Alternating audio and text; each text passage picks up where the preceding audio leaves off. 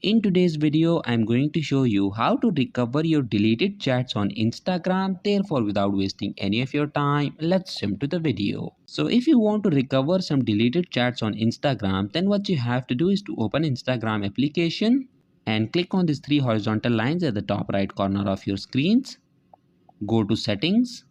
Now click on the search option and in the search bar type download your information. Click on download your information. Then click on request a download. Tap on the second option that says select types of information. Okay, since we only want to recover our deleted chats, therefore select this messages option and then click on next.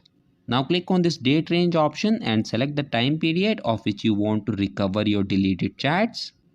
Now the next step you need to do is to click on this submit request option. Okay, now a file containing your deleted chats on Instagram is being prepared. And once the file is prepared, it will be sent to your email address. So I'll get back to you guys when I have received the file. Okay guys, welcome back, and as you can see that I have received the file in my email address. So all you have to do is to open the email and then click on this download your information option. Click on download. Enter your Instagram account's password again. Click on continue. Okay, as you can see that the file is now downloaded, so open it.